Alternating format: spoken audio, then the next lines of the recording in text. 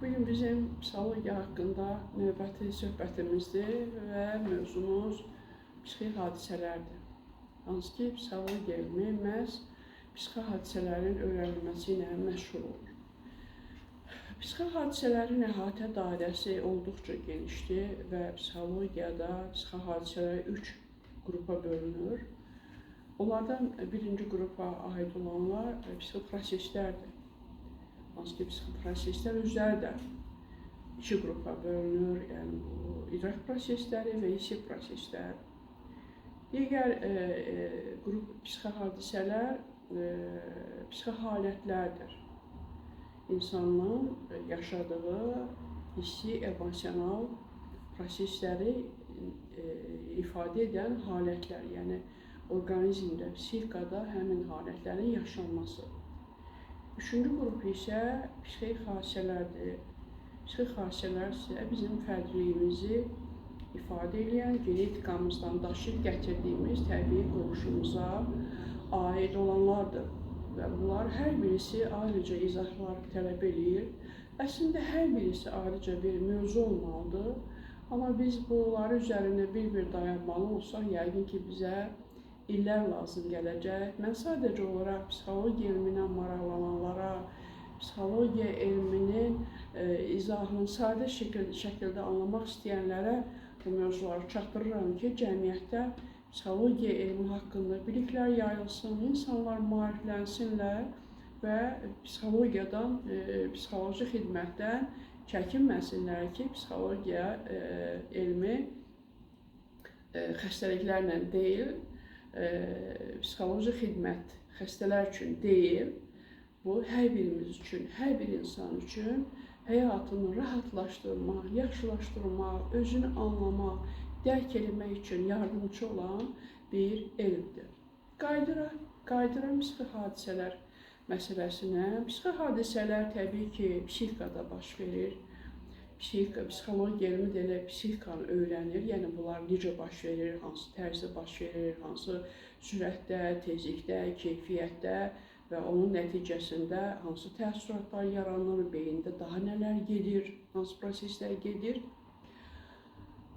Psixi hadisələrin birinci qrupu qeyd elədiyim kimi psixi proseslərdir. Psixi proseslər adından da məlum olduğu kimi hansısa bir vaxt çərçivəsində başlayan və bitən hadisələrdir. Yəni, psixi proses başlayır və yekunlaşır. Nələr baş verir? Yəni, əgər biz psixi proseslərin duyğulardan başlandığını nəzərə alsaq, duyğulara daxil olan sensor siqnallar, duyğu mərkəzlərində qəbul olunur. Həmin siqnallar qavrayışa ötürülür. Qavrayışda onların tanınması baş verir. Yəni, qavrayış siqnalın keyfiyyətini və onun obyektini müəyyənləşdirir. Hansı siqnaldır, hardan gəlir və hafizəni köməyə çağırır. Əgər hafizədə həmin siqnalla bağlı, həmin qıcıqla bağlı əvvəldən bir məlumat varsa, hafizə onun tanınmasında, onun yenidən xatırlanmasında qavrayışa kömək edir və qavrayışın işi asanlaşır. Və bu proseslərin ardınca artıq təfəkkürdə onunla bağlı proseslər başlayır. Əgər həmin siqnalın yenidən təhliliyə ehtiyacı varsa, təfəkkür fəallaşır. Yox, ehtiyacı yoxdursa, artıq təfəkkür onunla bağlı müəyyən iş görübsə, müəyyən proseslər gedibsə, baş veribsə, artıq bizim hazır cavabımız var ki, beyin mərkəzinə daxil olan səs, işıq, qoxu, toxunma, eyni zamanda daxili orqanlarda yerləşən introreseptiv və proprioreseptiv duyğulardan gələn siqnallar artıq tanınır, təhlil olunur və məlum olur ki, bu işıqdır, rəngi qırmızıdır. Yəni, əgər görmə obyektindən gəlirsə, görmə təsiri ilə gəlirsə, rəngləri müəyyənləşdirilir. Toxunmadan gəlirsə, bərkdir, itidir, kəsicidir, yumuşaqdır, hamardır. Belə hisslər bizdə oyanır və nəticəyə gəlirik ki, bunlar təhlükəli deyil və yaxud da təhlükəlidir, ehtiyatlı olmaq lazımdır. Duyğuların funksiyaları çox genişdir, çox əhatəlidir. Əslində idrakda baş verən, yəni psixi proseslərin bütövlükdə kəmiyyəti və keyfiyyəti duyğuların həmin siqnalları hansı səviyyədə ötürməsindən əhəmiyyətli dərəcədə asılı olur. Baxın, bizim son dövrlər ən çox üzləşdiyimiz problemlərdən biri inkişaf ləngimələridir. Yəni uşaqlarda bu və digər dərəcədə inkişaf ləngimələrdir. İnkişaf ləngimələrinin əsası elə sensor siqnalların qəbul olunması proseslərində qoyulur. Bu siqnallar necə qəbul olunur, hansı tərzdə qavranılır və uşağın ona reaksiyaları, cavab reaksiyaları hansı səviyyədə baş verir. Bu elə böyük yaşlı olan travma almış insanlarda da bu belə ola bilər. Məsələn, hafizəsi itirmiş insanlar sanki dünyanı yenidən tanımaya başlayırlar.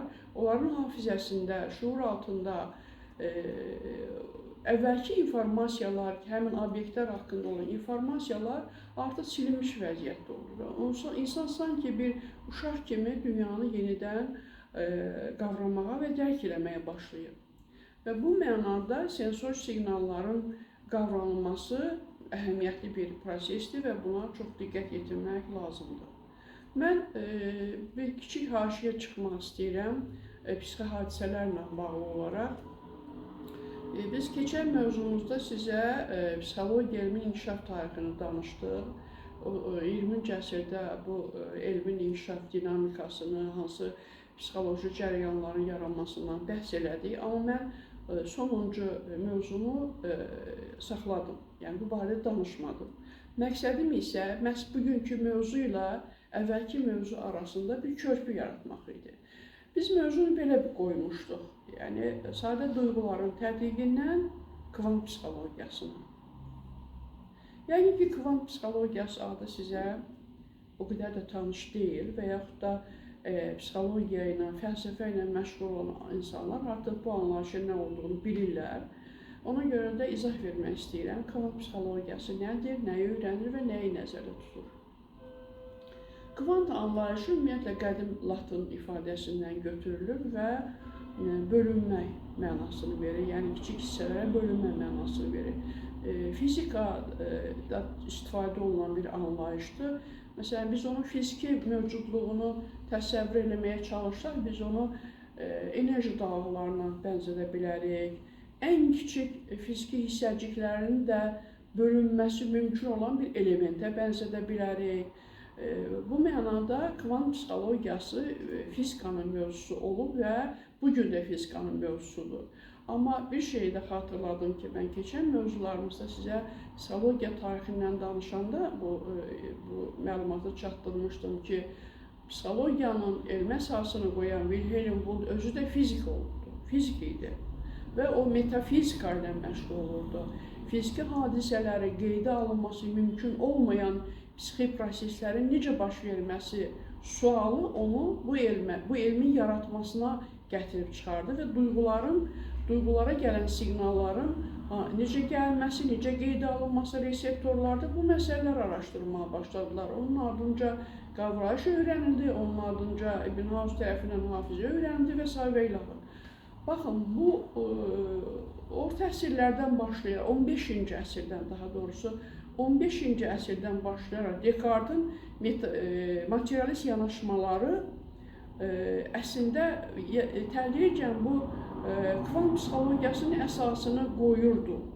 Əgər biz onun fəlsəfi inkişaf dövrünü təhlil eləmiş olsaq, onu biz elə məhz Descartes-in fəlsəfəsindən başlaya bilərik. Amma fəlsəfədə onun daha yaxşı izahını, daha yaxşı elmi əsaslandırmasını Immanuel Kant apardı.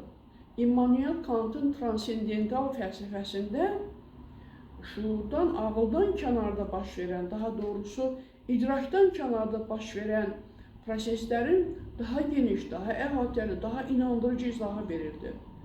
Mən bunu da qeyd etmək istəyirəm, bugün elmi psixologiyada kvant psixologiyası hələ qəbul olunmuyubdur. Daha doğrusu, kvant psixologiyası tədqiqatçılarının fikirləri elmi psixologiyada parapsixologiya sahəsində qəbul olunur. Yəni, parapsixologiyada bilirsiniz ki, paranormal hadisələr öyrənilir.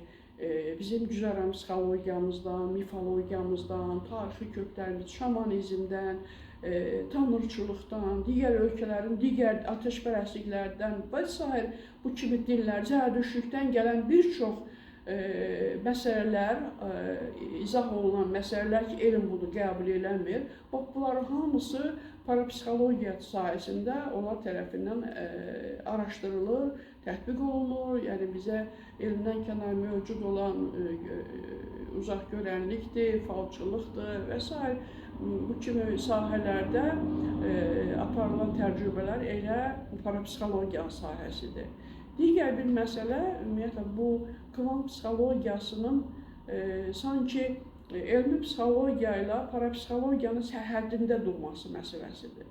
Yəni, elmi tədqiqatçılar bu kvant psixologiyasının faktlarını hələlik elmi baxımdan təsdiq olunmasını gözləyirlər. Əgər təsdiq olunarsa, elə fiziklər də bunu qəbul eləmirlər.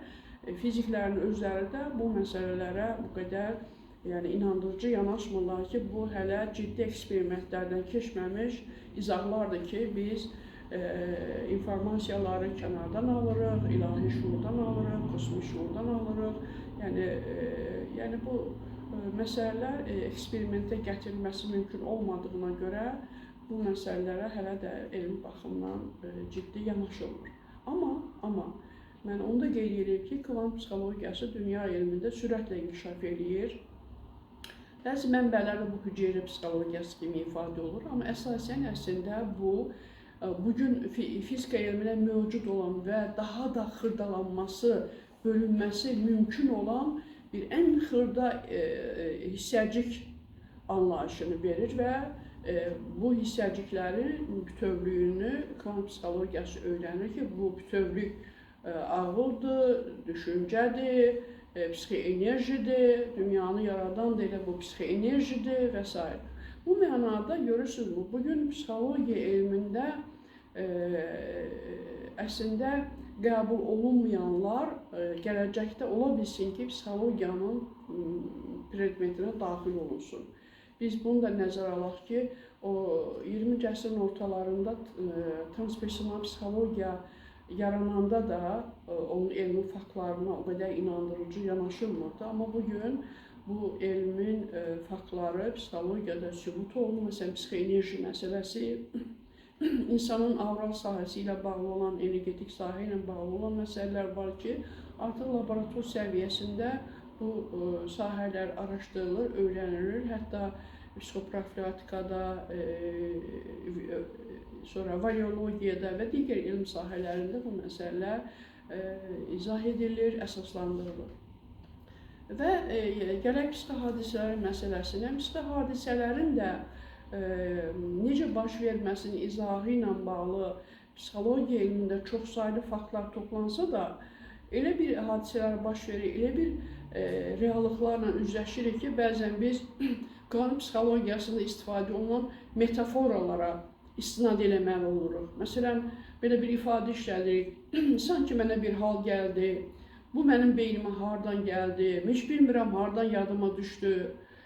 Məsələn, xüsusən gecələr yuxuda nələrinsə, hansısa bir suallarımızın cavabını tapa bilməyimiz, bunlar hamısı elmi psixologiya izah edə bilməsə də, kvant psixologiyası asanlıqla bunun bizim bədənimizdən kənar olan, dünyada olan bir kosmik şuurla, energetik şuurla əlaqəli olduğunu izah edir, yəni onunla əsaslandırır.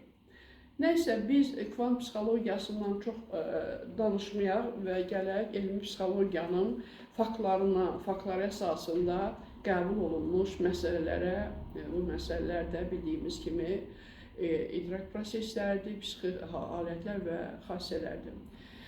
İdrak proseslərinin funksiyası insan və dünya arasında əlaqəni qurmaqdır və insanın həyatda yerini, mövqeyini müəyyənləşdirməkdir, necə hərəkət etməli olduğunu, suallarını cavablandırmaqdır. Bu duyğular sistemində biz bildik ki, bizim reseptorlarımız, xarici və daxili reseptorlarımız xaricdən gələn işıq səs və digər bu kimi qıcıqları, siqnalları qəbul eləyir və qavrayış ötürür. Duyğuların iki əsas qanunu var. Düzdür, bəzi tədqiqatçılar bu qanunu qavrayışa aid eləyirlər, amma əsasən bu qanun duyğular psixologiyasında öyrənilir və araşdırılır. Bu qanunlar sensibilizasiya və sinesteziya qanunlarıdır. Nə deməkdir? Sensibilizasiya, sinesteziya qanunları.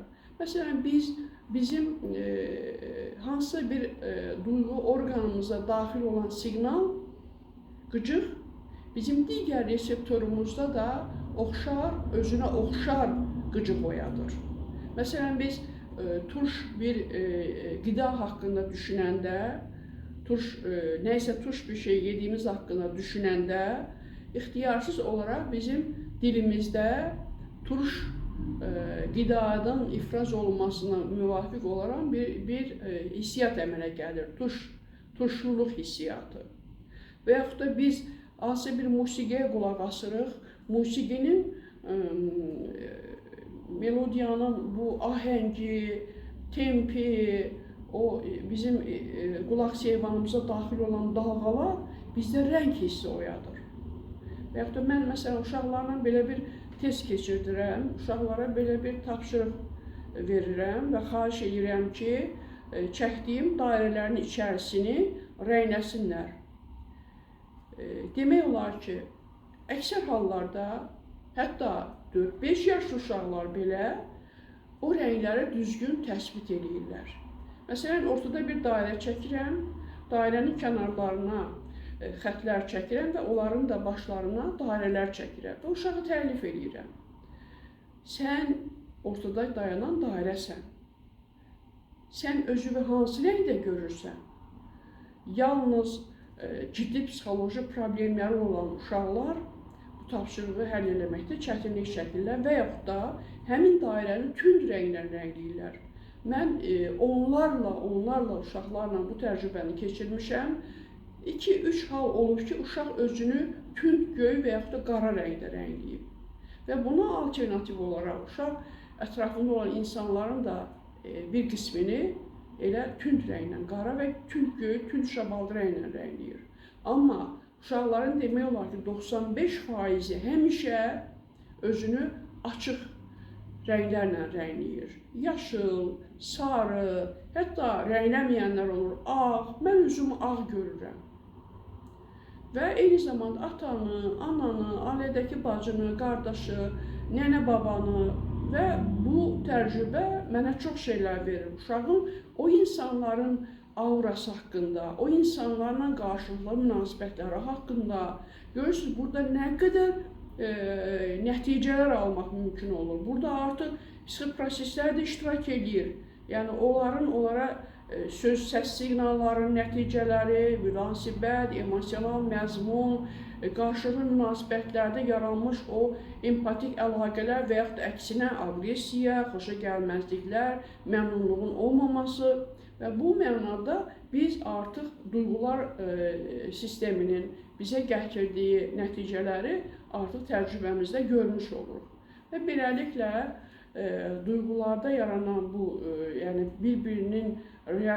birində yaranan reaksiyanın digər duyğu mərkəzinə ötürülməsi duyğularda əsas qanunlardan biridir. Eyni zamanda duyğuların digər qanununda duyğu mərkəzinin funksiyası pozulduqda onu digər duyğu mərkəzi əvəz edir. Psixologiyada, Rusiya psixologiyasında belə bir təcrübə var. Deməli, 40-cı illərdə, 50-ci illərdə Skoroxodova adında bir tədqiqatçı qadın tamamilə kör olub, amma o, belə yazılır mənbədə, o Pravda qəzetinin, Komsomolskaya Pravdanı digər qəzetlərdən mətbəənin şriftinin qoxusuyla müəyyənləşdirə bilirdi və əli ilə sürtürdü kağızın keyfiyyətinə və beləliklə o hansı qəzetin, hansı nəşriyyata aid olduğunu bilirdi. Bu adam öz dövründə psixologiya üzrə psixologiya elmləri namizədlikdə elmi dərəcəsi almışdı. Deməli, onun görmə orqanının funksiyasını, onun toxunma orqanı öz üzərinə götürmüşdü. Dünya elmində belə bir faktlar çoxdur. Bu barədə filmlər də çəkilir. Bir Hind filmi var, Amerikalılar da çəkiblər. Bir Hindli qız həm lalkar olur, sonralar böyük yaşlarda məlum olur ki, qız həm də kördür, amma bunu bilmirmiş. Təxminən bir 3-4 yaşında onu vannada çimizdirərkən bilir ki, qız kördür. Və bu faciə ailəni tamamilə sarsıdır. Bu ailənin imkanları olur və nəhayət onun üçün bir müəllim tapırlar və müəllim o qıza dəstək olur, kömək edir, onun duyğu orqanlarının, deməli, toxunma duyğusu vasitəsilə, bədənin daxili duyğularının köməyi ilə onu bu vəziyyətdən çıxardır. O, Amerikanın ən məşhur universitetlərin birinin tələbəsi olur. Yəni, dünyada bu sahədə elmi faktlar çoxdur ki, həqiqətən də duyğu orqanları bir-birinin köməyinə gəlir, bir-birinin funksiyasını öz üzərinə götürür. Və bu, təbii ki, hər bir insana xas olan keyfiyyət deyil. Burada duyğu mərkəzlərinin fəallığı, fərdiliyi, gücü, dünyaya bağlılığı və s. bu məsələlər mütləq vacib olan məsələlərdir. Nəhayət gələk hafizə proseslərinə. Hafizə prosesləri bilirsiniz ki, informasiyanın yadda saxlanması və yada salınması ilə məsuldur. Bu proseslər bizim ağlımızın keyfiyyətini təyin edən proseslərdir. Hafizə prosesləri bugün də kognitiv psixologiyada çox geniş şəkildə öyrənilir. Bilirsiniz ki, bu kompüter texnologiyalarının yaranmasında, formalaşmasında, inkişafında, eyni zamanda söhbət süni intellektdən də gedir. Hafizənin kognitiv tədqiqatlarının çox böyük rolu olubdur. Hafizə prosesləri o qədər dərin mənalıdır ki, yeni faktlar əldə olunduqca insanın hafizəsinin imkanlarına heyrətlənməmək mümkün olmur. Hafizə prosesləri ən çox, yəni sizin üçün daha anlaşılırlı olması üçün mən iki proses üzərində qurmaq istəyirəm. Yadda saxlama və yada salma prosesləri. Yəni bu və yaxud da başqa bir növlərin aspektindən yanaşsa, uzun müddətli və qısa müddətli hafizədən danışa bilərik. Və eyni zamanda son dövrlər, xüsusi olaraq işçi hafizə, operativ hafizə anlayışı ondan daha çox istifadə olunur. Əslində bu Atkinson və Şifrin və başqalarının tədqiqatlarından sonra 20-ci əsrin 70-ci illərində ən yeni tədqiqatlar yarandı, inkişaf elədi, onun modelləri quruldu. Artıq işçi hafizə artıq 50-60 ildən çoxdur ki, psixologiyada daha geniş şəkildə araşdırılır. Nə baş verir? Biz qavrayışdan informasiyanı alırıq və informasiya ilk növbədə qulaq seyvanında yerləşən informasiya mənbəyində təhlil olunur, emal olunur, belə deyək ki. Bu emal nəticəsində o qədər dərin proseslər gedir ki, o informasiyaların içərisindən şuur özü, şuur və şuuraltı özü orqanizm üçün, insanın bütün psixoloji varlığı üçün lazım olan informasiyaları götürür, ötürür uzun müddətli hafizəyə, lazımsız informasiyaları, ikinci dərəcəli informasiyaları isə içki hafizədən bayıra atır, yəni silir. Və çox zaman biz belə təsadüfi informasiyaları yenidən yada salmaqda çətinlik çəkirik. Niyə? Ona görə ki, bizim hafizəmiz onun üzərində iş apararkən bizim üçün çox da əhəmiyyət daşımayan informasiyalar arxa beyin hafizəyə ötürməmişdir. Bu mənada bizim həyatımızda işçi hafizənin rolu çox mühüm əhəmiyyət kəsb eləyir və işçi hafizə həmin informasiyalar emal elədikdən sonra uzun müddətli hafizəyə ötürür, uzun müddətli hafizə lazım olanda həmin informasiyaları bizim köməyimizə çatdırır ki, onlar haqqında əlavə əməliyyatlar getməsin, beyin yorulmasın və biz onlardan asanlıqla istifadə edə bilək. Bugün problemli, hafizə problemi olan uşaqlarda ən çox rastlaşdığımız məsələ də bax bununla bağlı olur. Birincisi növbədə informasiyanın yadda saxlanılması, informasiyanın seçilərək uzun müddətli hafizəyə ötürülməsi və uzun müddətli hafizədən yenidən yada salınması. Əgər bu proseslər düzgün getmirsə, əlbəttə ki, dərk etmə prosesi bütünlüklə pozulur, təfəkkürün fəaliyyəti ümumiyyətlə pozulur və biz nəticədə ağılda, idrakda bir səmərəli bir emalın getmədiyini görürük və bu zaman biz əqli pozuntular kimi vəziyyətlərdən danışmalı olur. Və nəhayət hafizə prosesləri uğurla başa çatdıqdan sonra bu proseslərin emal elədiyi material, informasiya üzərində təfəkkür əməliyyatları başlayır. Təfəkkür bunları tərkib edir, yəni analiz sintezdən keçirdir, onlar haqqında qərar verir, hökm çıxardır, bu budur və bu proseslər daxili nitqlə müşahidə olunur, xarici nitqlə müşahidə olunur və təfəkkürdə artıq bir əqli nəticə əldə olunur ki, bəli, bu daxil olan siqnallarda, emal olunan proseslərdə gəlinən informasiyada, yəni ötürülən informasiyalarda əldə olunan nəticə bundan ibarətdir.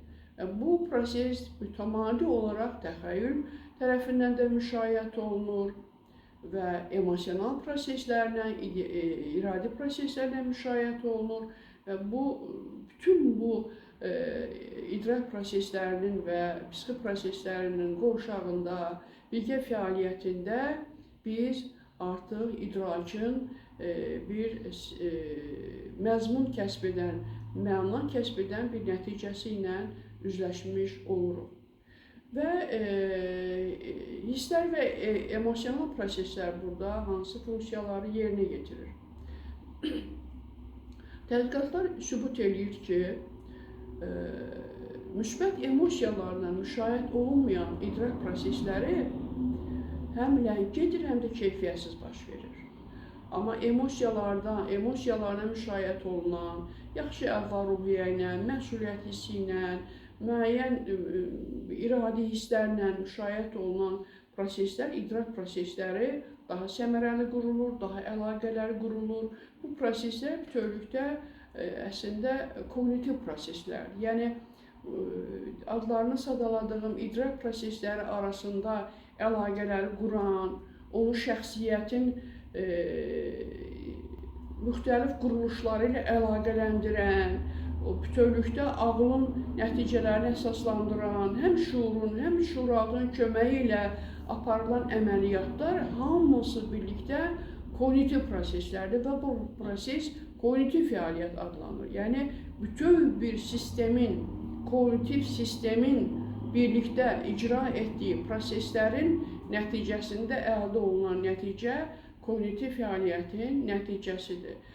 Biz əvvəllər bu prosesləri dərk etmə fəaliyyəti, dərk etmə prosesləri kimi adlandırırdıq, amma 20-ci əsrin 60-cı illərindən sonra yaranan kognitiv psixologiya elmi bu proseslər arasındakı boşluqları, sualların hamısını cavablandırdı və onları kognitiv psixologiyanın predmetinə daxil edərək daha geniş, daha əhatəli şəkildə izah elədi.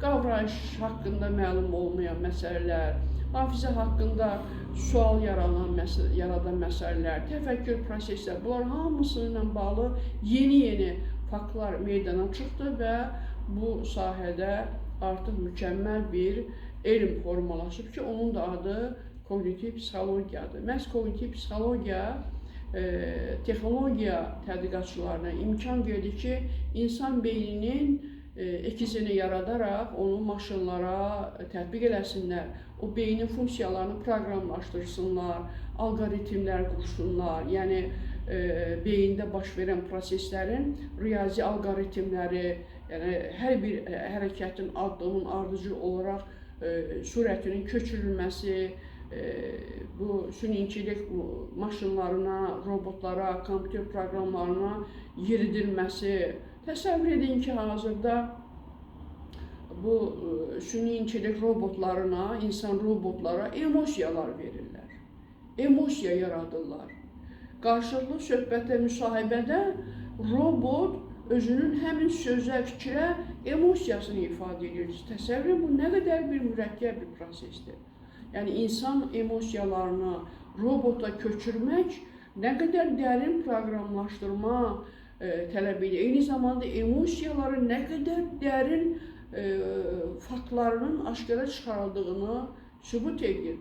Və belə bir faktları əldə edə bilən bir elm haqqında belə bədgüman danışmaq, bu elmə inanmamaq, güvənməmək əlbəttə bu elmin deyil, ona bu münasibət bəsləyən insanların zəifliyidir, elmdən xəbərsiz olmalarıdır, psixologiya elmini düzgün dəyərləndirə bilməmələləridir və belə bir faktları əhatə edib insanın təhsil almasına, özü üçün karyera qurmasına, həyatını yaxşılaşdırılmasına kömək edə biləcək faktlar olduğu halda insanlar hələ də falçıya gedirlər, hələ də bu türkə çarələrə gedirlər, hələ də göz bağlıcılara, yəni gələcəyi yalandan sistemin, hansısa bir sistemlərə arxain olub ifadə edənlərə mənim karyeramla belə olacaq, uğurlarım belə, yəni mən buna yalnız təəssüf edə bilərəm ki, bu insanlar psixologiya elmindən yararlana bilmirlər.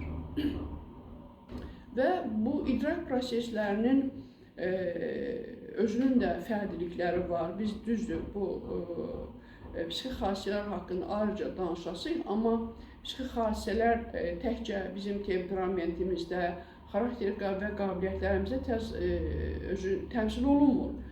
Psixi xassələr bizim həmçinin bütün idrak proseslərimizə də aiddir.